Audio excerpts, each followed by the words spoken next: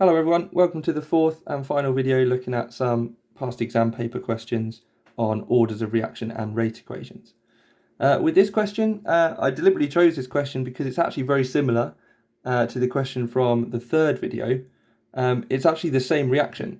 I just wanted to illustrate the point that actually a lot of the time, once you get familiar with these questions, the questions in subsequent years are often very similar to each other.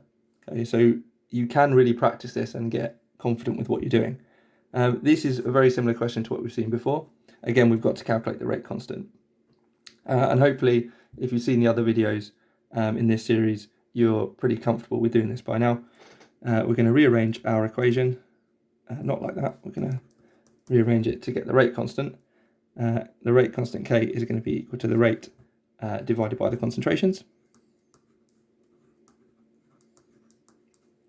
And then we just need to substitute the values in. The rate they're telling us here is 3.6 times 10 to the minus 2. The concentration of H2 is 1.2 times 10 to the minus 2. And the concentration of NO is 6 times 10 to the minus 3. But because the NO is second order, that value needs to be squared. Just be careful that you don't miss those out, that you don't accidentally square the H2 concentration instead or something like that. Those are kind of very easy mistakes to make. And then we just need to calculate that. Okay, I always tend to calculate the awkward bit first. So we'll do the bottom of the fraction here. 6 times 10 to the power of minus 3 squared. And then we will do 3.6 times 10 to the minus 2 divided by that. And we end up with a value of 83,000. Do we need to do anything? It doesn't mention anything about significant figures or standard form or anything like that. So we can actually just go ahead and leave it like that. That's absolutely fine. If you watched the third video in this series, you'll see that this is actually the same answer that we got to that question, which illustrates the point quite nicely that it's the same experiment. So therefore the rate constant should still be the same value. Okay, even though we've got different numbers here to what we had in the previous question, it still ends up giving you the same value for the rate constant. And then again, we need to work out the units. Again, if you've been following these videos, hopefully you're comfortable with this by now, but it is really useful that you practice this. This idea of working out units will come up in the equilibrium topic as well, so it's definitely something that you want to be familiar with.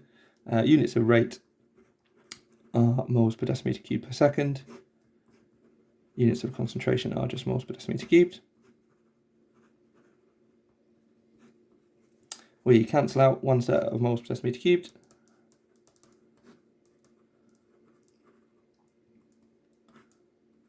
We say that because it's on the bottom of the fraction, it's equivalent to being a negative power.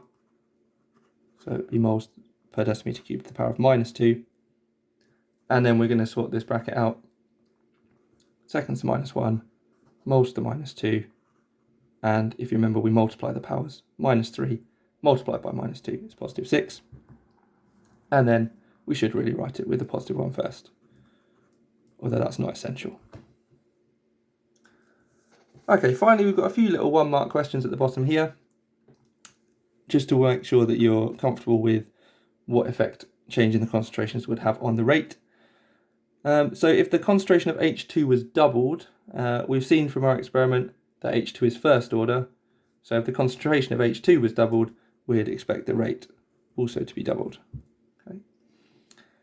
If the concentration of NO was halved, from our rate equation, we know that NO is second order. So we'd expect the rate to be multiplied by a half squared. And a half times a half is a quarter. So we'd expect the rate to be multiplied by 0.25, or the rate would be a quarter of what it was before, or it would have been divided by 4. All of these are acceptable. And then finally, the last question here, if the concentrations of H2 and NO were both increased by 4 times, well, H2 is first order, so if its concentration was multiplied by 4, we'd expect the rate to be multiplied by 4.